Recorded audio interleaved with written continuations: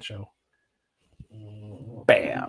This is Dan Luzadder, and you're watching the Break It Down show. Yeah, so first off, my apologies to Dan. I got the time screwed up, and so I have to own these things publicly because he thought we were meeting at 12, and we ended up meeting at 12:35, and I thought we were meeting at 2. So that's on me, and I always like to be open about these things. We all make mistakes, Dan, and not that big of a deal, but it's a big deal if you don't apologize for it. So that's on me, and Well, I appreciate you coming on the show. Hey, my pleasure. Thanks for having me. So you and I have jobs that are quite similar. Well, my old job when I was a spy, in a lot of ways, what I did was I was a reporter, and when I went to school to become a television reporter, that's sort of where I learned the trade, was like to build a network and to like, what's today's story? And you go out in town and you bring your video camera and you write something, and that's the story. And that turns out that's the same thing a spy does. And so these jobs overlap tremendously well. You also learn about psychological operations and the way we craft stories, whether they're true or not. And then when you learn to see these things, when the news is thrown back at you, you're like, oh, that's not exactly true. Or when you walk around with reporters in the battlefield, like I have, you watch someone there to get their story instead of the story. And that blew me away, where I'm like, you're embedded to hear from us. And not many people will know more about the area than I do. I don't care if I make the news at all. I'm not trying to be newsworthy. Right. But if I introduce myself and say, hey, I know a lot about the area, I've got interpreters that know even more about the area. If we could all be of service to you, if we want to do that, we want the American people to know what's going on.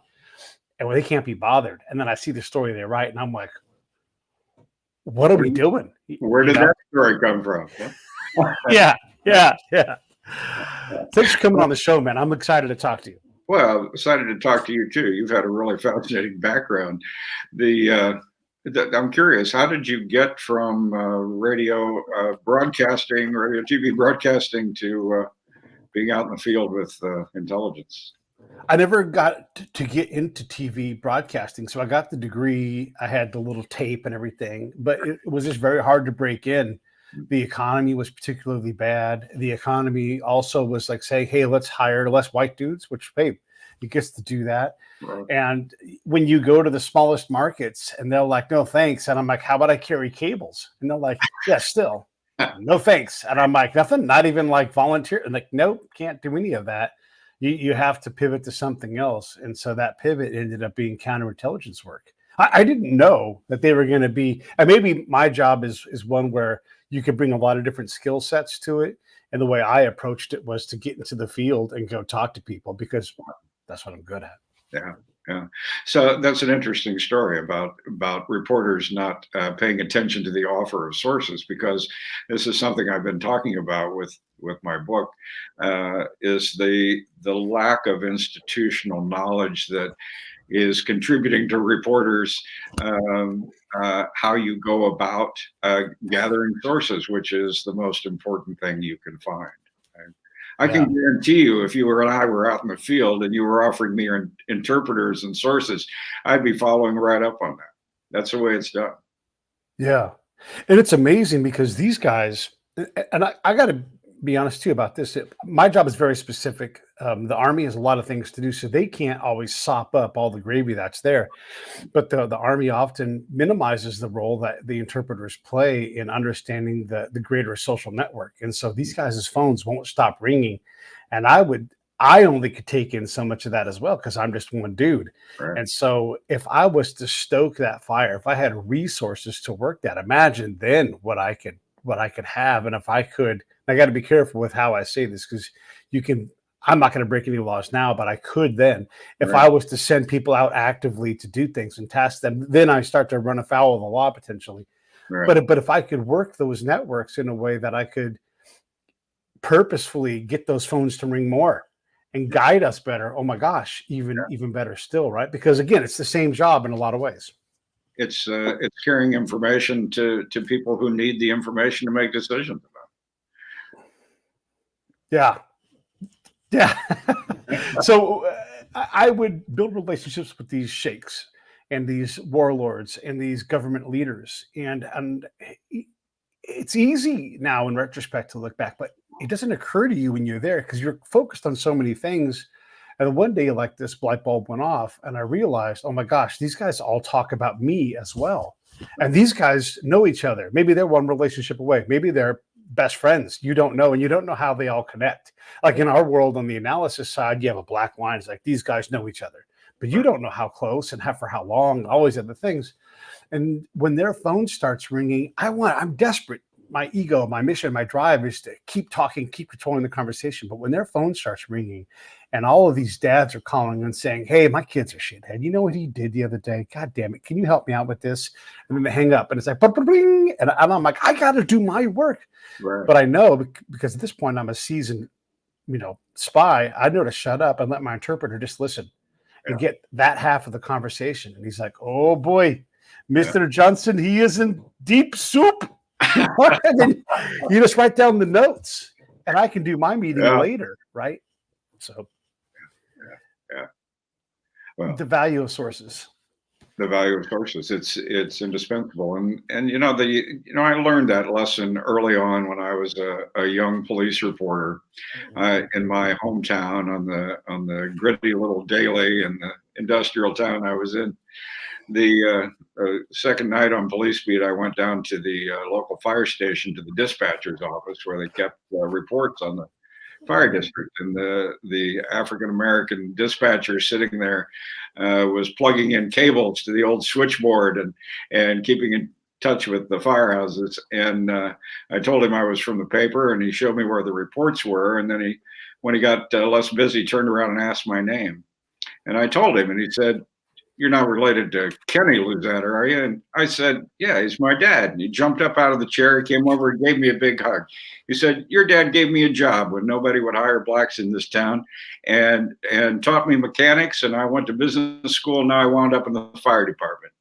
And from then on, anything that happened in town that I didn't hear about, Chuck would call me on the phone and make sure that I was on top of it. That's the kind of source work that makes a difference.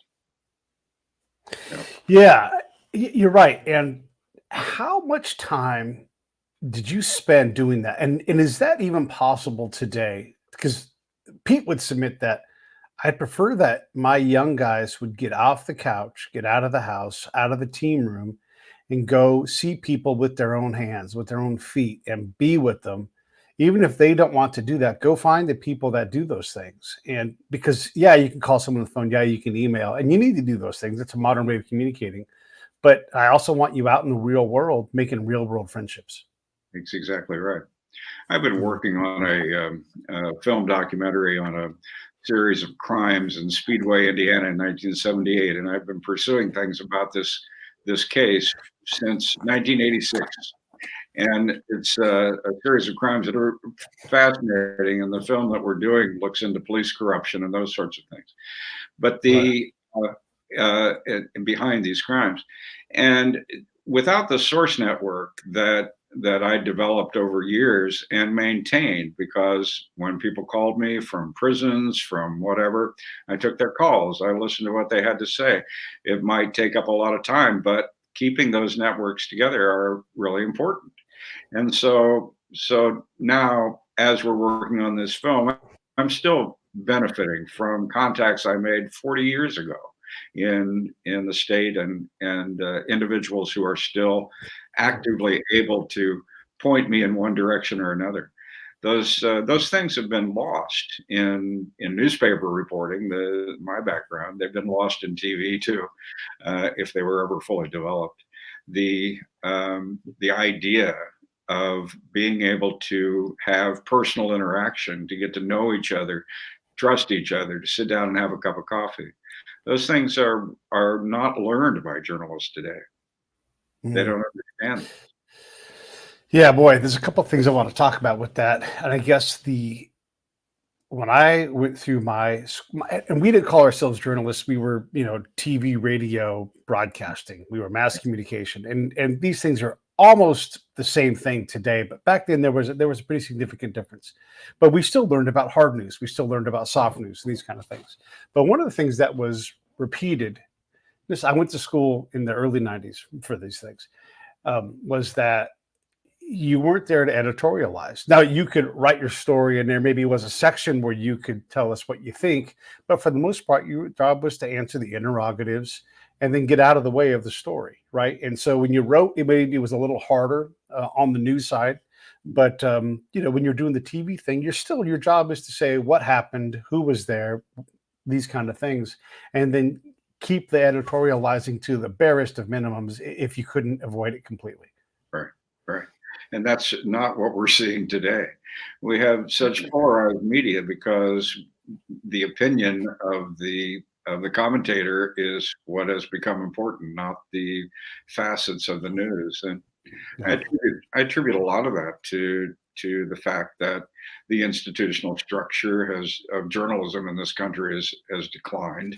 There isn't the knowledge that used to be there, nor the intent to stick with things that are provable, to Mm. stick with information that's provable. I was watching the recent news coverage of the assassination attempt and noting it seemed as if the commentators were toning down some of their politically inspired rhetoric on both sides of the of the aisle. And I don't know if that's a subtle realization that some of the antagonism that was going on within the media toward both political or either political candidates or either party is being recognized as over the top or what's behind it. But it doesn't reflect when we're seeing commentators instead of reporters. It doesn't reflect well on people's ability to trust what they're hearing. Yeah. That trust piece, right? I was having a conversation recently about the, almost the implied trust that we all had in someone like a Walter Cronkite Right. or just that era's newscaster. There wasn't a lot of, and maybe we were all fooled by this, and then there were very few outlets. But now, I'm going to say this: I watch David Muir sometimes, and I see him ramp up the hyperbole. Yeah. And Yeah. I'm like, why? Just do your job, shoot it straight, and don't stoke the fear about death when there's not even death happening yet. Yeah. And I lose respect for that. I lose trust with that. Right. And I think there's a strong temptation in the midst of this media chaos that's going on now to identify things like lies or identify misinformation. But then it's difficult to do. Right. I've always objected to the idea of people calling people liars. Now, if there's a lie and you can show that it's a lie, you should refer to the lie. But the person that's saying that lie is lying at the moment. But describing them as a liar is a characterization. That's something other than reporting. And so you see a lot of that on both sides. I want to be a little more specific about my critique of David Muir because I don't want to be unfair to him. But one of the times in the recent past when Texas was having a weather situation, he talked about the mobile morgue being called up for all of the bodies that were going to be there, right? And instead of saying, Texas has responded with its emergency management system that brings in a lot of resources to include a mobile morgue, right? And then say, that these things, and then covering it and talking about it, he stoked up the body thing, and then ultimately ended up being there wasn't a need for a mobile morgue because there just wasn't that much death and destruction. People die in these things, but it was within a band of like the system could handle it. You still flex in the resource, right? But that's not what he reported on national news. Right. It sensationalized the situation. Right. And needlessly so. It was already sensational. Well, we've had a history of sensationalism in the media, and I've written a book that hasn't been published yet about the Chicago mob and organized crime, and it focuses on the myth of Al Capone, because in history and everything we learn, Al Capone was the head of the Chicago mob. Well, he was never head of the Chicago mob. There was a guy named Jake Guzik, who is characterized in history as an accountant for Al Capone. But in actuality, Jake Guzik was the guy that was on the ground floor when the Chicago mob was organized. and he was a protector of Al Capone. But it was the media that made Al Capone the king of the Chicago mob and also made the Chicago mob Italian. The Chicago mob has always been multi-ethnic. It's been Jewish, it's been Italian, it's been Irish, it's you name it. There's Like Chicago. Yeah, like Chicago. So people say, how do you know this? Well, I know it because I met a man a long time ago who happened to be Tony Accardo's midnight pinochle partner. And he was the liaison between Jimmy Hoffa and the Chicago mob. And he and I became well acquainted. And he introduced me to people, including Jake Guzik's son, Charlie, who was still alive. And I spent hours with him talking about his father and the way things were in the 20s and 30s and 40s. And it was fascinating stuff, and it was all documentable. So these are the myths that media reporting can create, whether they intend to or not, or whether it's sensationalized to draw attention. These are the kind of things that happen. Ask anybody in the world who ran the Chicago mob. It's Al Capone. One of the jobs of the media is to hold account the rest of the government, right? You know, the fourth branch. And we've seen this all too often where the government wants to insert itself into court cases or their ego gets into the court cases. And so we'll see these things. And we're seeing it happen right now live where the cases are being dismissed and kicked out because there's not sharing equally from the DA side to the defense of documents. Right? And that's just against the rules. Like, hey, look, if you want to let Bill Cosby go free, well, then fucking around with people's rights. And that's what happens. This doesn't absolve Bill Cosby of what he did, but if the press isn't there to say, hey, you guys have had a problem with this in your office, you know, are we ever going to see this problem again, DA? And ask that hard question and know that hawk is going to be out there watching you and you're the DA. Right. Then, yeah, why not get away with these things for as long as you can to get the thing that gets you elected again or get you that popular conviction that you want to get? Well, unfortunately, those kinds of things have been going on for a long time. And this documentary film that I mentioned is a case in point. There was these crimes occurred. There was a killing of a grandmother in her garage, and then a series of bombs went off a few weeks later in Speedway, Indiana, outside the Indianapolis Motor Speedway. And then 4 kids were kidnapped from a fast food restaurant and found killed in the woods shortly thereafter, all within about 6 months. The only crime that the Justice Department said it solved was the bombing case. They arrested a guy named Brett Kimberlin, who was he was a marijuana smuggler at a very young age, but they prosecuted him for these bombs. He's maintained his innocence for some 40 years. He spent 20 years in prison. Part of his argument was that his case was tainted.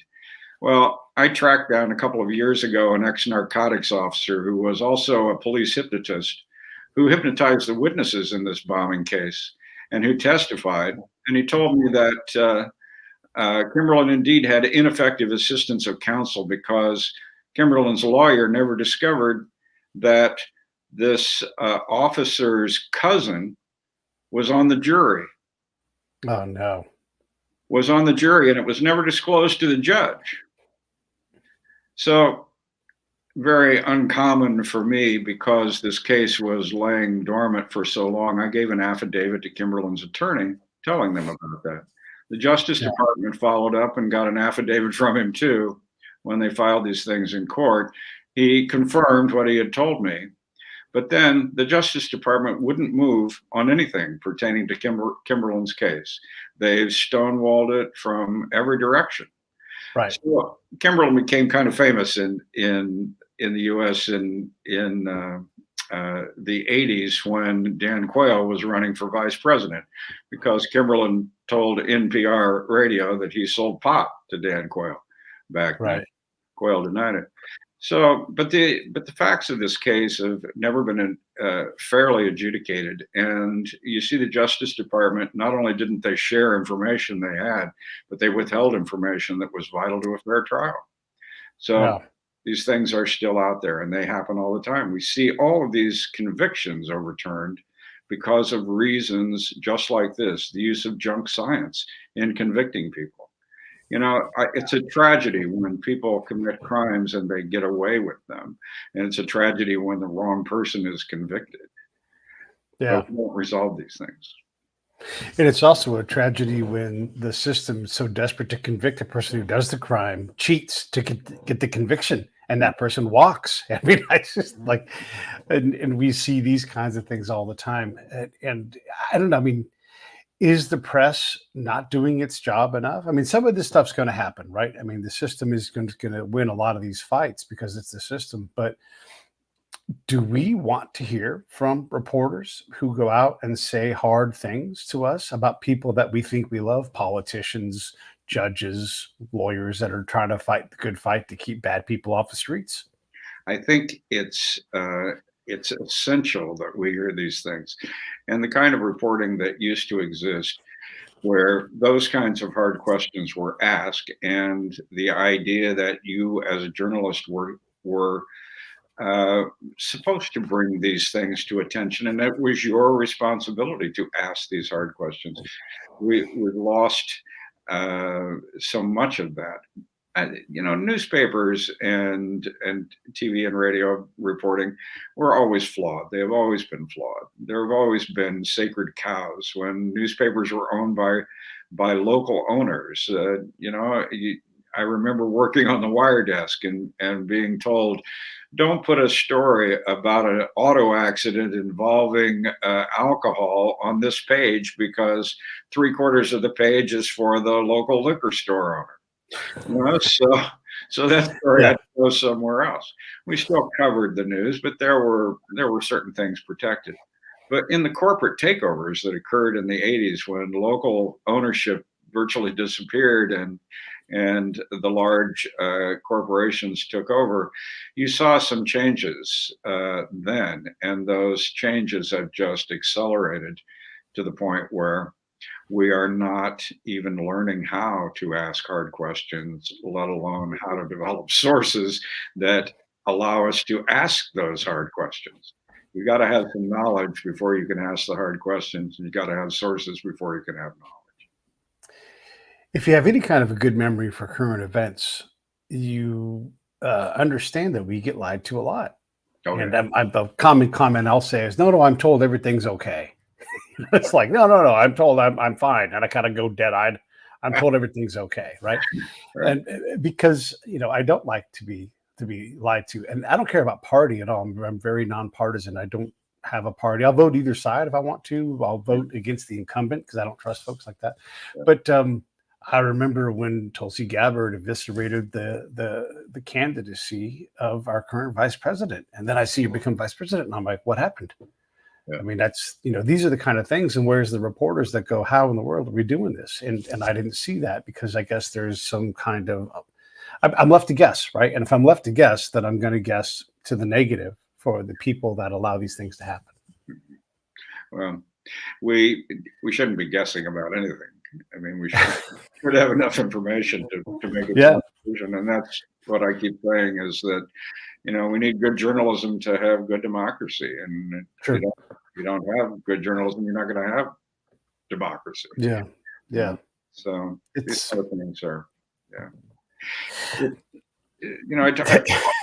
I taught for a while in journalism school at Indiana University and at Metro State in Denver, and I found the same kind of interest among young journalists, the enthusiasm for stories, but they had no outlets to take their journalism.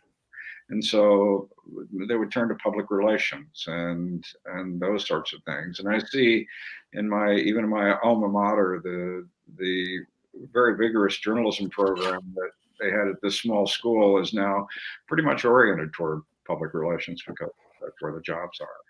And they're not doing much with the kinds of reporting instruction that used to exist. Let's get back into the Intel side because Intel, CIA, NSA, all these different organizations, they don't like to have their skirt lifted. And look, I'm an Intel guy.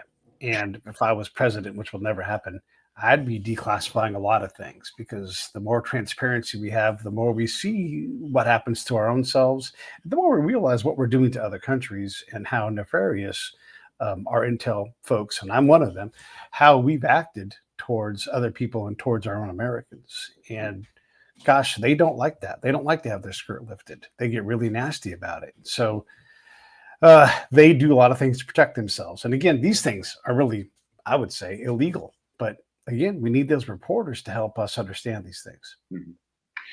When I started working on the Manchurian Journalist, I was yeah, exactly.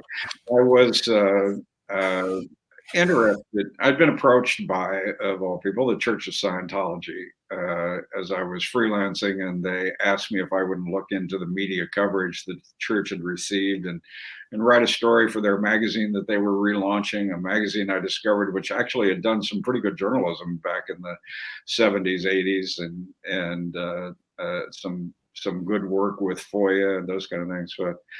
But I did that inquiry, and I found some legitimate concerns on their behalf about how the church had been covered by the media, and how, because I think a lot of it being the Hollywood tabloid media, a lot of jumping on of ideas and not real journalism going on. But I took a look at this book that was written about the Church of Scientology by Lawrence Wright, called Going Clear, as part of my later inquiries. And it was, well, there were problems with the book, and it was described as investigative, and I've been an investigative reporter most of my career. I found holes, but what I found about Lawrence Wright in looking at his background was even more interesting. And that was that he had participated in some programs that were created by what I've called the intelligence community, not just the CIA, but Right. various forms of the intelligence community, including powerful elites. That these programs were created to sort of salt the mine where journalism and publishing and cultural ideas were meeting, literary things, etc., to encourage Western values in connection to the Cold War. But these specific programs were designed to recruit people into journalistic positions and positions of influence. And Lawrence Wright participated in two of those, I discovered. And one was the Radcliffe Publishing Procedures course, which a lot of people might recognize because they publish every year the 100 top books that they recommend reading. But in essence, that course was a 6 weeks course in the summertime that recruited people into the publishing industry. And they sought out people's backgrounds, and they looked for people who were consistently in the right frame of mind and consistent with their frame of mind. And so those people went into publishing. They found jobs. They were helping pick what writers were promoted, what writers got the opportunities. They were doing things that were not directly related to the intelligence agency or the community, but were of interest and of value. And Wright's own history contains some fascinating stories that he's never mentioned. I followed his memoir that he wrote in 1984, where he discussed his effort to become a conscientious objector and his success at that during the Vietnam War. And he left out a lot of detail about how he got to where he got, and he falsified some of that material. And as I looked further, I discovered that his father worked for one of the most powerful intelligence-related individuals in the country. He was a man named Robert Story out of Dallas, who was head of the American Bar Association, dean of the SMU Law School, head of the International Bar Association, and the chief executive trial prosecutor at the Nuremberg War Trials. But even though he owned the bank where Wright's father was president, and even though that bank hired a lot of ex-military officers for positions as loan officers when the bank didn't have enough business to support that many loan officers, none of that fascinating history has ever been mentioned by Lawrence Wright. And so that made me curious about his own role, because Wright went on to write and win the Pulitzer Prize for his book Looming Tower about Al Qaeda. And it raised questions in my mind where the stories were coming from that he was telling and where the perspective was coming from. I tried to ask him about these things, but he wouldn't talk to me about them. That's one thing I also found unusual because he's in the business of asking questions. He's a very famous reporter for the New Yorker magazine. He's published a lot and he's done a lot and very influential. These are kinds of questions I think it would be valuable for people to know. What is that? Yeah. Oh, yeah. It gets my spine tingling when I think about these things and how often the pedigree of a given individual is very similar to the other pedigrees of the people who get picked for certain things. And, there's a resume that the CIA likes. And, and I'm saying CIA. The intelligence community in certain areas, you're like, oh, of course, this person is of the right kind of upbringing and has the right kind of triggers and everything. And yeah, I'll be damned. There's nothing nefarious on the surface, but you can look and you can say, yeah, I understand why this person works in this field, how they got the opportunities, and why they write the way they do.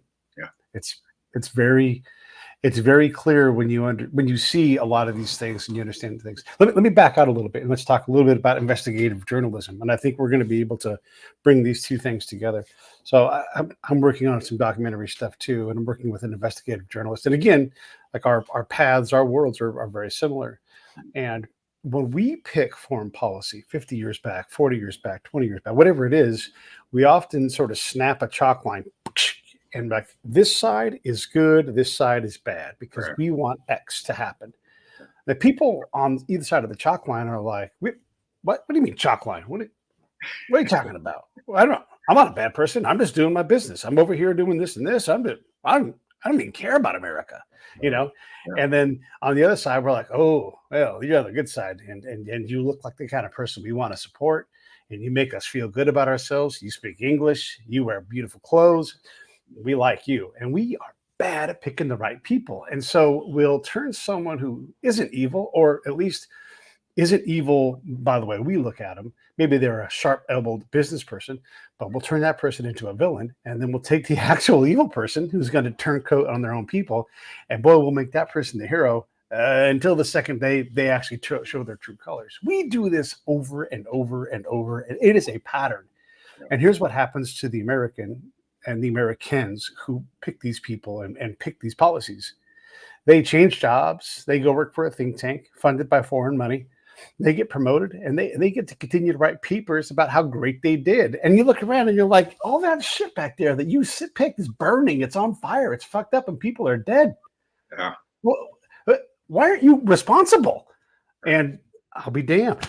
There's not a lot of, and when you write something like that, people, they don't go to it. You don't win Pulitzer Prizes for writing that stuff. No, you don't. But yet it's essential that these kinds of things be done. I started out as a police reporter, and I ended up not too long afterward as a columnist. And I was writing about common people out on the street, living their daily lives, trying to craft stories about what was really going on in the community. Not politics, not education, not police beat, but I kept gravitating toward things that required a little more investigation. And that's what eventually got me into investigative reporting, which was, the path I guess that I was headed toward all along, because digging into things, finding out where there were soft spots, troubled spots, things that needed attention, it led me to prison coverage. And I spent 10 years investigating human rights abuses and corruption inside state and federal prisons. And talk about an education in investigative reporting. I don't see. I did things a little differently than a lot of reporters. I was pretty passionate about the things I was writing about, and digging into these embarrassing things. I wrote some columns holding the the governor of Indiana's feet to the fire for sexual abuse of women in a state women's prison. And the chief source that I had, who had become pregnant in prison and had a child of a guard, and she was punished by being put into solitary confinement and in a very uncomfortable cell where women had to stand against a hot iron door with their feet showing out from underneath the door when they needed to use the restroom. Those kinds of cruelties, those kinds of things. We never, did the governor mean for those kinds of things to happen? I don't think so. But Yeah. when you're not paying attention and you're not listening to what's going on or investigating things, then you don't find out. It's the role of the newspaper. It was my role to report on those. Yeah. And I did. I took a lot of heat for it, but that was part of the territory. I became used to that over the years. And I don't see anyone out there reporting on prison conditions and things in the regular media now. And so look at what we have in our prison systems, a festering problem that can be resolved. I did a series that called the Prison Chronicles. I didn't even finish it because I couldn't get anybody to back it or to pick it up and to elevate it. And so I was basically dumping all of my time into something that I couldn't get. And it was good work. I mean, I had interviewed a bunch of people that had rehabilitated themselves either after 3 strikes, no idea if they were going to got out, or had committed murder and convicted. And it was solid work. And there were a couple of things I learned. Actually, I'm going to be speaking to some people who are incarcerated right now in a couple of hours. You're just kind of talking about the things that I've learned and seen. And one of the things that I understood was I could reach into the Department of Corrections, and I live in California, so I'm just going to talk about them. I could reach into the public affairs officials for the Department of Corrections, either at the prison level or the state level, and I could be ignored every single time I made a request. I see you shaking your head.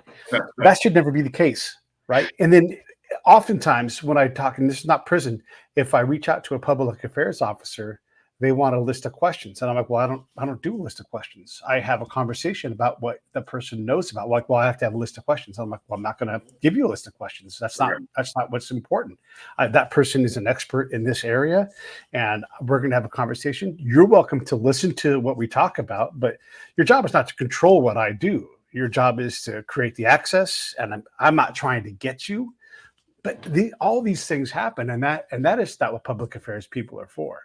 This is how Pete thinks about the world. But when Department of Corrections at the public affairs level won't speak, won't respond, well, there's an indicator that there's a lot of problems. When I go and do my next level of jobs and I go out and I talk to my people who are in the Department of Corrections at the ground level, and they're like, not a chance, Pete. I'm like, but you're retired. They're like, yeah, still not a chance. Now I know that there's a lot of dirt. There's a lot of bad things going on. And again, I'm left to guess. And so if I'm left to guess, I have to now point the finger and say, I can still do my show. And I'll say this. I tried to talk to Department of Corrections people, and they were terrified. They are cowards. They won't stand up when we know that there's problems. I have to say that. That's what I have to report. Now, I did talk to someone outside of the state, and she explained very clearly. She's like, I have got an 8-hour day the second I show up. And the second I show up, new stuff was put on my plate, and I'm in charge of people. I'm competing with Toyota, who opens a plant, and they pay better than we do. So I'm just looking for people that will do 8 and hit the gate. And that's the minimum standard. I cannot keep up with the pace of work. There's not enough. Now I can wrap my head around that, and I can ask questions on that. But that lady, in different state, different everything, and was retired, and I didn't identify her. That's what it took to get any information about corrections. And boy, it doesn't allow you to trust the system. And we're not even talking about the courts and what they do to put Americans behind bars, who don't treat people like they're innocent, who treat people like they need to be convicted to get on to the next thing. Exactly. Oh boy. Well, yeah. I could tell you a series of stories about my experiences with prisons, but a couple of them stand out. After I had been bothering the Department of Correction for some time, I I insisted on going inside to take a look at the medical unit of a state reformatory. And they let me inside, and a couple of prison officials walked with me as I walked through, and I had conversations with inmates. And one of the inmates in the medical unit walked up and he handed me a little packet of papers. And I thanked him, and I took them and I put them in my notebook, and we went on through the prison. We came out to the outside, and the assistant warden said, I was getting ready to leave, he said, one of the inmates handed you some papers, and I need to have them back. And I said, well, sorry, he gave them to me, not to you, and I'm keeping them with me. And he said, well, I'm not going to let you out of here until you give them up. How's that? I said, okay, let's go upstairs and get on the phone with the deputy commissioner of corrections, and let's see how that goes. So he called the deputy commissioner. He handed me the phone. I said, look, your name is Cloyd Schuler. I said, look, Cloyd, your picture and my picture above the fold tomorrow morning if I'm not outside this prison in 5 minutes. He swore a little bit, handed the phone back to the assistant warden, and I was outside. And that was the kind of relationship that existed. There were efforts to intimidate all the time. Later on, the head of security at that same institution let me in while there was a riot going on in the prison. And I actually crawled through a cell house full of smoke from tier to tier, talking to inmates about what was going on. And later on, when they came up off lockdown on the cell house, and they allowed inmates to go into the recreation area, the head of security let me go into the recreation area by myself. And I walked in, sat on the bleachers with some inmates, and they wanted to know who the hell I was. I said, I'm a reporter from the Indianapolis Star. I said, how many of you guys are armed? They all lifted up their shirts and showed me their shivs. It was that kind of experience and reporting on that kind of thing firsthand that really gave me the access to sources within the prison. So a couple of years later, I got a call from the Department of Correction one afternoon, and they said that inmates on death row had taken 3 guards hostage, and they were holding them, threatening to kill them, and they wanted to talk to me, and they wanted me to conduct the negotiations. So much to the department's dismay, I wound up spending the night talking with these inmates about releasing hostages and about the conditions of confinement on death row that were pretty brutal. And the part I remember most about that story or that event is that when we finally got the hostages released and the inmates all put back in their cells with no beating, I still had 15 minutes before the last deadline of the paper, and I got to a phone, picked up the phone, and called in my story, and it bannered the paper the next morning. It was, those kinds of things, that kind of journalism, I don't see happening much anymore. But I wouldn't have been in that position if I hadn't been writing about these conditions and trying to bring these to public attention. Even though a city editor, when I first started on prison stories, told me, well, why bother? These people are in prison because they belong there. Who cares? Yeah. It's I'm a big believer in, because of what we do. I'm a big believer in the ground truth. And when you can deliver ground truth to someone who's trying to be in charge of a system and trying to run it well, man, they crave it. They don't get enough. And so I've been in a conversation. I've been out in this remote part of Afghanistan. And we're trying to make these decisions far removed from that, maybe 35 miles, but a million miles as far away as operationally. Mm-hmm. And one of the State Department guys, he's not out to get me, but he's also out to get me. And he's like, hey, Pete, in that area that you're in, what's the #1 TV show they watch there? Right. And I go, oh, and his name is Dennis. Like, oh, Dennis, no, there's no electricity there. And he's like, oh. So he shot an arrow at me. It's fine. That's part of the game. Right. And not only did I catch it, I fucking rocketed it right back at him and threw it next to his head. So we understand, like, you don't come at me like that. 2, you don't know what the fuck is going on, And if we're going to make decisions about these people, you damn well better have them in this room with us. I would say it all the time. Like, Dave, let's evaluate the Afghan government. I'm like, raise my hand. And I always, I'm a wise ass, but I do it for a reason. Like, is this the kind of meeting that we talk openly and honestly, like, and ask questions, or are we just gonna just nod and say yes? No, Pete. Of course, we're gonna be honest and open. Of course, we're trying to fix things. Where are the Afghans? Oh, this meeting's classified. Can we just unclassify it? Because the Afghans need to be here to talk about what's going on in their government. And everybody's like, fuck, God damn it. Okay. And so the ground truth matters, right? In all of these things. And so if we're going to rehabilitate people, great. If we're going to punish people, great. But let's understand what that looks like. Because sometimes punishment and being cruel and evil are not the same thing. And sometimes rehabilitation, I mean, you shine a light on it and you're like, that's what rehabilitation looks like here. And the boss is like, that's not what I want people doing. That's not what you guys said you were going to do. Where are the results? And you go look at the back end of the machine and you're like, hey, here's the results of your rehabilitation. These people are scared, they're hiding, and they're scrambling, trying to not commit crimes, but they're living under bridges. Yeah. And the boss is like, that is not what you guys are briefing me on. We have to fix this, right? And so if you don't have people that have courage to say, hey, all these guys in this staff room that said they're delivering something to you, great. I just went out and looked at the end product and it's fucked up. So what are we going to do about that? Not my job to figure out what to fix, but it is my job to report back to you that what you said was going to happen is not reliably happening. If you got a different answer, let's go look at it together, but I don't see it. Yeah, exactly. When I was doing the Manchurian Journalist, there was a certain level of discomfort there because when you look at journalism as a journalist and you turn around and look at the flaws directly and look at the influences directly, it's distressing. It's there are a ton of journalists I've met in my life that I really respect and consider good people and honest and probably know less than I knew about these kinds of circumstances, influences on journalism than I did when I started this in these inquiries. It's you sometimes you just have to stand up and say, there's a turd in the punch bowl, as the FBI used to say to me. Yeah. And that's exactly right. There's something you have to mention to. We're talking to Dan, and he's got this fantastic book, The Manchurian Journalist. The link is down below. You guys know what I always say: buy two and buddy read this thing, and you learn a little bit more about the corruption of the American journalist. It's right here in the marquee. You guys can't probably see that on there, but the reason why we're talking about these issues and problems is as we look at our news and how tainted and slanted it can be. There are people out there doing good work. I mean, they just go private. They go solo. Like a guy like Matt Taibbi doesn't need ABC to hire him. He can just go and write his own news.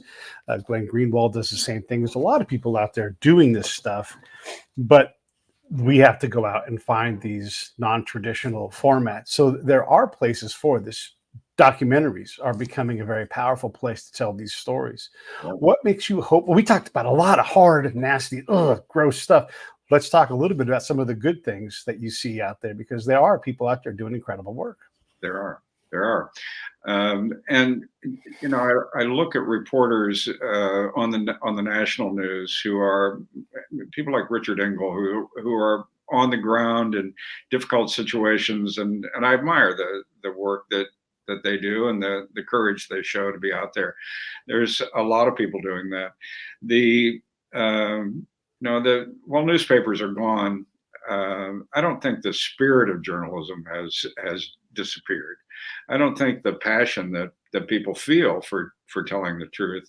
It's as you say, the platforms or the opportunities to do it. Where do you find them? That's when I was writing the Manchurian Journalist and looking for a publisher. I had trouble finding a publisher because of the nature of the book and what it said. It's a closed world in some ways, and so finding a way, whether it's through film documentaries, and I do think that's a great opportunity for journalism to move into. People are very visual, and I think there are great ways to tell stories. This documentary we're doing, we're working with an animator out of Austin, Texas, who's won a couple of Emmys for for their realistic animation, and we're using that to tell the backstory of this very complicated series of crimes in 1978, all those years ago. But it gives us a vehicle through which we can reach people. We used to be able to reach people through newspapers, I think, fairly effectively because most people read newspapers. They were on the front page. I delivered newspapers when I was 11 years old. Same. I did it. I had the paper run and 2 bicycles to do it with.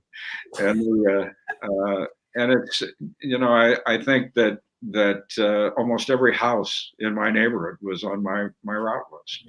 But you stop and think about how many people are subscribing to newspapers now.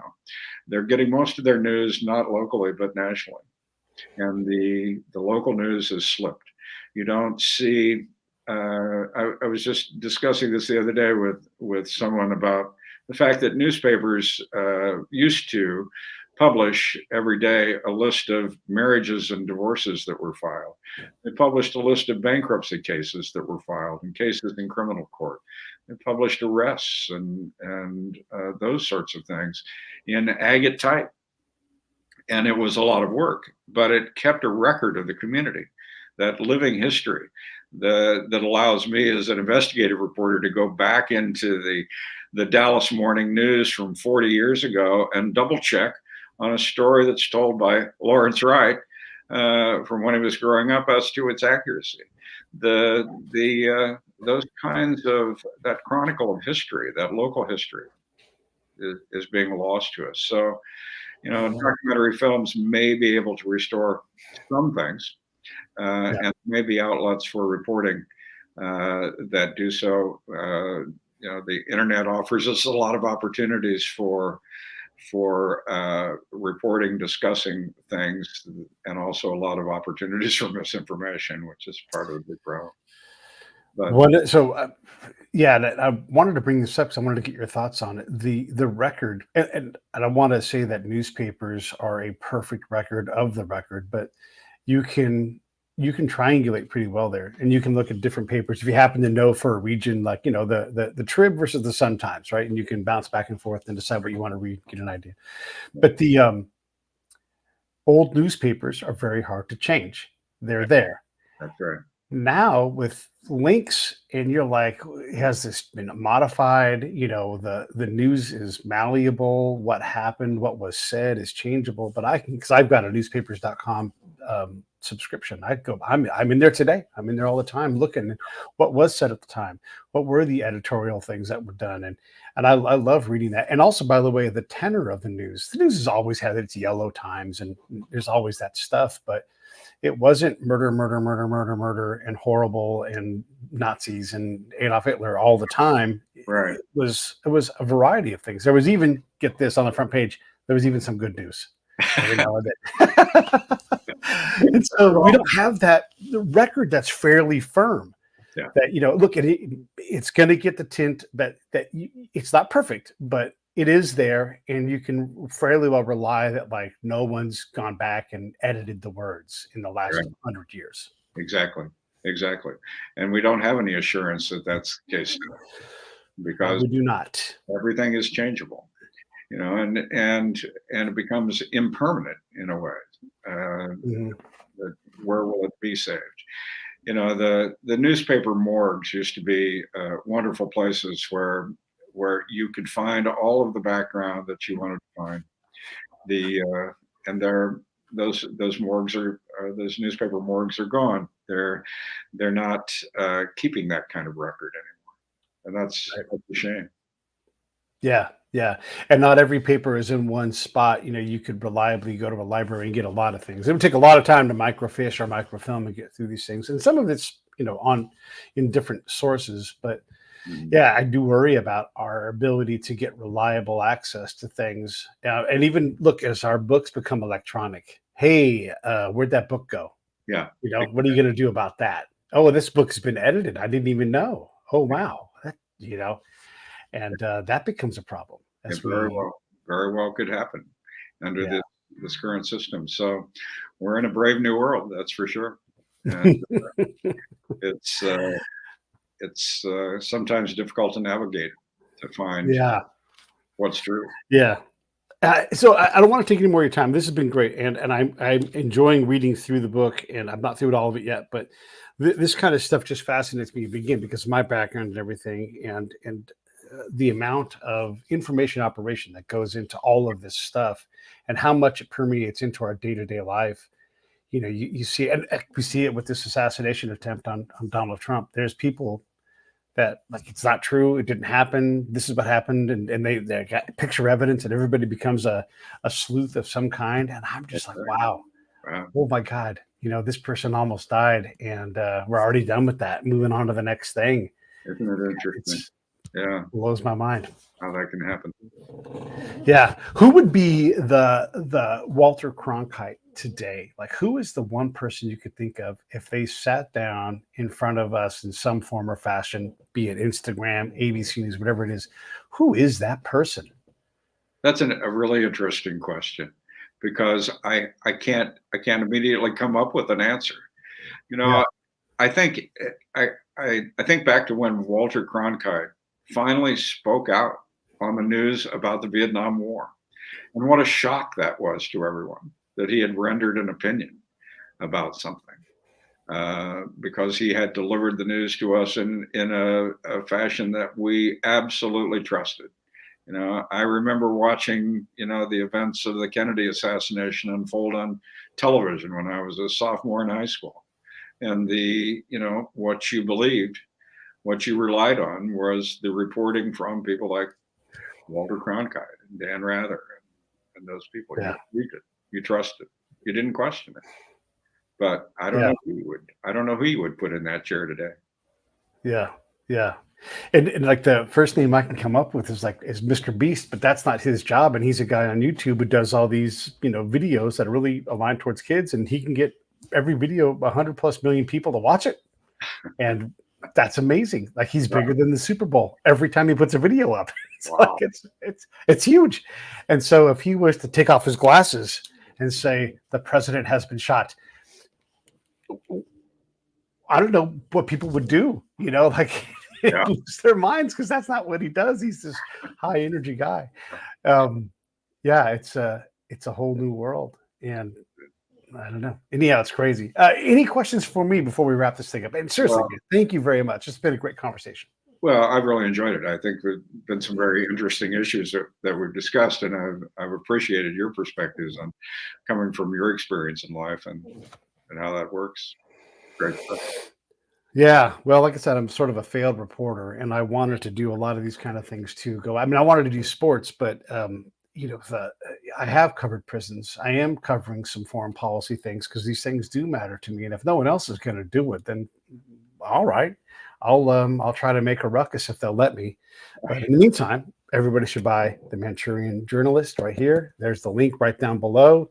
It's in the remarks. It's in the comments for the show. And get Dan's book, and you're going to dig it. And then whenever he comes out with his documentary, whenever you come out with the new book, let's continue to talk about these things, because I want to support people that know the ground truth and put it out there so that we can all deal with it, because I don't like being lied to. And I like folks to go out there and say, this is what actually is happening with these things. And that way we have half a chance of knowing what the truth looks like. Well, I appreciate the opportunity for the conversation. It's been interesting. All right. Hang on one sec. I'll be right back to you. Hey, thanks for watching the show. I really appreciate it. Right here, you can subscribe. Please do that. It makes the show grow. Hit that notification bell so you know which incredible guest is coming up next. Down below is the PayPal link. You can put a small subscription in. That is an enormous help. All that money goes right back into the show. And then right up over here are the next episodes you should listen to, curated by yours truly.